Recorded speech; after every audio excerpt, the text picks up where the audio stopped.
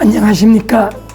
죽기 전에 꼭 가봐야 될 사찰순례 스토리텔러 권중서입니다. 오늘은 양양 낙산사와 홍련암을 여러분에게 소개하겠습니다. 우리가 너무 삶에 지쳐서 그 경쟁에 지지 않으려고 애쓴 수많은 시간 속의 갈등을 풀 수 있는 곳은 어딜까요? 바닷바람을 쐬며 나무 그늘 아래에서 홀로 생각에 잠기며 욕망을 드러낼 수 있는 곳이 바로 양양 낙산사와 홍련암입니다. 여러분도 잘 아다시피 낙산사는 의상대사가 문무왕 11년에 창건을 했습니다. 그렇게 삼국유사에서 이야기를 하고 있고, 원래 낙산사의 낙산이라는 것은 포타라카의 줄임말이 낙산입니다. 티벳에 하면 포탈라궁이라고 하죠. 그게 바로 이 포타라카를 얘기하는 겁니다. 관세음보살의 궁절이라는 얘기죠. 그런 관세음보살님은 바다 근처에 험난한 바위가 가파르게 솟아있는 곳에 머물러 계시기 때문에 낙산이라는 이름이 지어지게 되어 있습니다. 또 낙산사와 홍련암은 우리나라 3대 관음 기도사찰로 유명한 것이죠. 다 여러분들 한번 가보셨을 겁니다. 옛날에 삼국유사에 보면 이런 스님이 이런 말을 했습니다. 옛날의 기쁨이 바로 근심의 시작이다 라는 삼국유사 조신의 꿈 이야기가 이광수의 꿈으로 소설로 재탄생된 곳이 낙산사이기도 합니다. 그런데 낙산사 가는 길은 두 가지 방법이 있죠.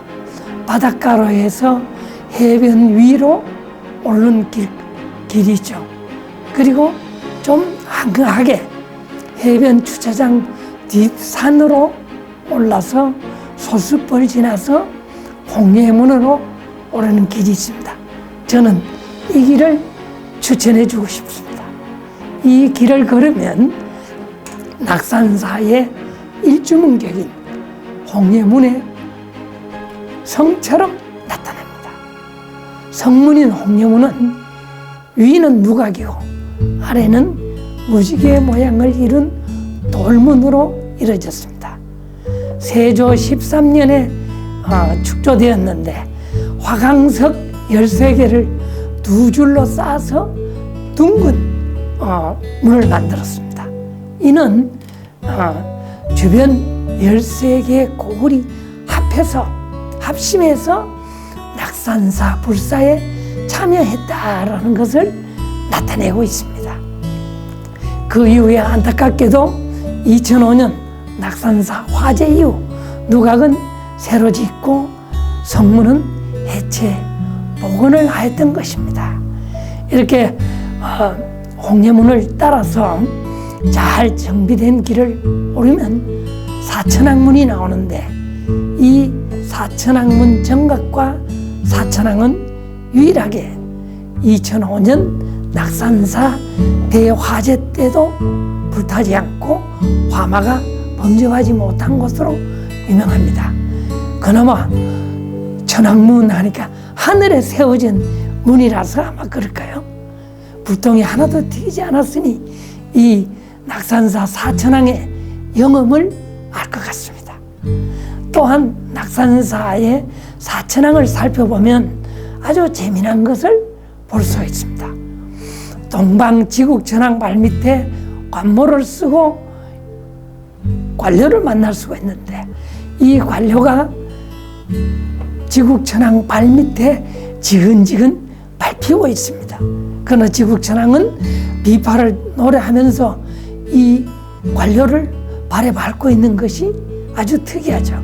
또 우리가 그 옆에 보면 광목천왕이 있는데, 그 광목천왕 발밑에는 코끼리, 달에, 새의 부리의 형상을 한 생명자가 그 대못을 뾰족하게 들고 이 광목천왕이 밟고 있기를 기다리고 있습니다. 이런 조형이 나오게 된 배경은 세조와 예종이 하사한 땅을 그 조선의 유생들과 관리들이 수없이 빼앗으려고 작당을 했습니다. 그래서 낙산사 스님들은 이거 안 되겠다, 뭔가 수를 내야 되겠다. 그래서 사청왕께 일러 바쳐가지고 단간놀이를 혼내주려고 했을까요? 백성들을 편안하게 해야 될 관리들이 항상 제 이성만 차리고 호시탐탐 백성들을 수탈했으니까 어쩌면 사천왕의 발밑에서 고통받는 일이 당연한 인과응보의 결과라고 할 수가 있겠습니다. 또한 권력자에 인한 백성들의 반격을 나타낸 것일까요? 에이 엿먹어라 하고 밑에 큰 대못을 갖다가 그 광목천왕 발밑에 놔서 약자의 반격으로 이런 모습도 있는 것도 한번 살펴보시면 그 익살스러운 표정이 상당히 재밌을 겁니다. 낙산사는 2000년 대화재 때 온 국민이 이 관심을 모으고 또 불사를 하는데 도움을 줬습니다. 그러한 격려로 옛날에 나는 김홍도가 그렸던 낙산사 그림을 참고로 해서 이 모습으로 복원을 했습니다. 오히려 어떻게 보면 전화 유혹이 됐다고 할 수 있죠. 김홍도 그림에는 이 사천왕문도 보이고 비닐루, 원통보전, 행랑, 담장 이런 것이 그대로 나타나 있고, 또 19세기 말에 낙산사 그림을 보면 관음굴과 그 홍해문인 성문 또 의상대까지가 잘 나타나 있습니다. 이 사천왕문을 지나서 첫 번째 들어가는 누각이 비닐루입니다. 이 2층 누각은 비닐루라는 이름은 태양을 손님 맞이하시듯 하듯 공손히 맞는 누각이라는 뜻입니다. 또한 불교에서는 태양은 어둠을 몰아내는 지혜를 상징하기도 합니다.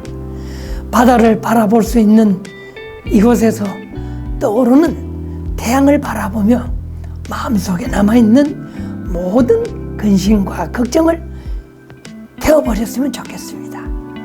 비닐루의 네 기둥은 2005년 화재 때 그 악몽을 잊지 말라고 해서 그때 타다가 남은 기둥을 지금 다시 그대로 사용을 했다는 그런 의미가 있습니다. 또 비닐루 밑을 터널처럼 빠져나오면 석축위에 응양각이 출입문을 자리하고 있고, 그 좌우로 행랑채가 연결되어 있어서 그 포탈라 궁 같은 궁궐 느낌을 줍니다. 이곳에서 지극한 마음으로 관세음보살님께 향을 올리겠다는 마음을 내는 곳이 바로 응양각입니다. 그래서 곧장 계단을 올라 대성 관세음보살의 궁전에 이르면 대성문이 나옵니다. 그 중생의 아픔을 자신의 아픔으로 여기며 화마의 뜨거움도 견디는 7층 석탑이 바로 우리 눈에 들어오게 됩니다. 우리나라에서는 몇 개 안 되는 조선시대의 석탑인데, 강릉에 있는 신복사 석탑 양식을 계승해서 세조 때 조성된 7층 석탑입니다. 이 깨어진 7층 석탑을 바라보면 백성의 아픔을 자신의 아픔으로 여긴 홍길동의 주인공인 허균이 생각납니다. 허균은 낙산사를 자주 찾아와서 관세음보살님께 예경을 드렸고 20대 후반에는 약 3년간 낙산사에서 지내기도 하였습니다. 서가모니 부처님께서는 모든 인간의 신분은 태어날 때 결정되는 것이 아니라 살면서 자신의 행동에 따라 귀천이 나눠진다고 말씀하셨습니다. 흑윤의 넓은 학식과 뛰어난 문장은 불교의 자비와 평등 사상에서 비롯되었습니다. 당시 사대부로서는 꿈도 꿀 수 없는 모든 것은 백성을 위해 있는 것이라는 그 흑윤의 불교적인 인생관은 급기야 홍길동전을 낳았고 백성이 주인이 되는 세상을 꿈꿔왔습니다. 흑윤은 삼척 부사로 재직할 당시에 참선과 예불을 한다는 이유에서 탄핵을 받아서 파직을 당했습니다. 그는 파직되었다는 소식을 듣고 문파관작이라는 시를 지어서 자신의 당당함을 그대로 보여줬습니다. 유교가 어찌 나의 자유를 구속하야 세상살이 다만 내 뜻에 따를 뿐 그대는 모름지기 그대의 법을 사용하라. 나는 스스로 나의 삶을 살리라. 유교는 유교대로 살아라. 나는 불교를 믿고 살겠다. 이런 강한 이미지를 내포하고 있죠. 참으로 불교적인 시죠. 그래서 흑인은 영모 사건에 누명을 쓰고 형장에서 능지처참을 당하면서도 나는 할 말이 있다고 소리쳤습니다. 정말 백성을 위해야 된다는 그런 얘기죠. 그래서 그의 살 말이 있다는 외침이 지금도 귓전을 맴돌고 있습니다.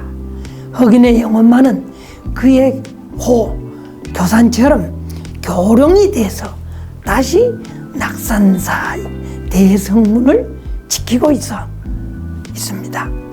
그가 꿈꾸는 평등과 자비로운 세상을 이 낙산사에서 보여주는 것 같습니다. 자, 이제 낙산사의 주인공인 관세음보살을 뵈러 가야죠. 정각이 원통보전이죠. 관세음보살님은 듣는 것이 어느 보살보다도 뛰어나서 깨달음을 얻었기 때문에 청각이 원통자재다 해서 원통교주, 원통대사라고 합니다.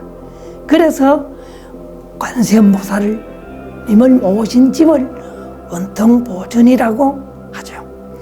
원통보전에 관세음보살님은 설악산 관모봉 영열사에서 모셔왔다고 전해지고 있는데 그 모습은 종이에 오칠을 해서 앉아 계시는 이런 불교 미술적으로 말하는 건칠 관세음보살님입니다.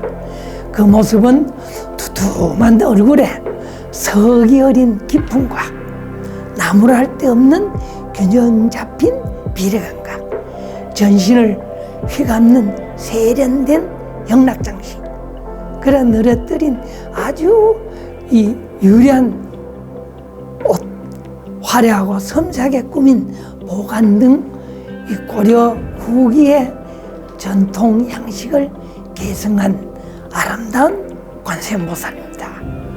자, 조선시대 남효원이라는 시인은 금강산을 가는 길에 낙산사를 참배하고 이렇게 말했습니다. 관음전을 보았다. 관세음보살의 모습은 극히 정밀하고 교묘하여 마치 영혼이 들어있는 듯하다. 정말 가보시면 살아계시는 관세음보살님을 만날 수 있을 것 같습니다. 자, 이번에는 관세음보살님께서 부처님의 사리를 건네주신 홍련암으로 가볼까요? 의상대사가 관세음보살의 현신인 파랑새를 보았다는 관음꿀이 있는 홍련암은 그 낙산사 대화재 때도 화마가 범접하지 못한 아주 신령스러운 곳입니다. 춘천부사 이석현이 1694년에 지은 낙산사 해수관음 공중 사리비명을 요약을 해보면 이런 얘기를 했습니다. 관음굴은 옛날에도 관세음보살께서 두 번이나 상서로움을 보이셨는데 지금 세 번째 신이함이 일어났다.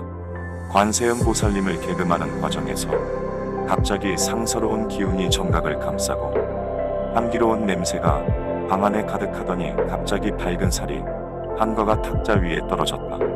모든 스님들이 기뻐하며 관음굴에 이런 상서로움이 일어났음을 찬탄하였다. 석겸 스님 등이 원을 세워 사리탑을 조성하여 사리를 봉안하였다. 부처님은 본래 말씀이 없는데 사리를 나타내어 분명함을 보이셨네. 사리 역시 빛을 머금고 글을 빌려 알리려 하네. 글은 사라지기 쉬운 것, 돌에 새겨 오랫동안 전하려 함이네.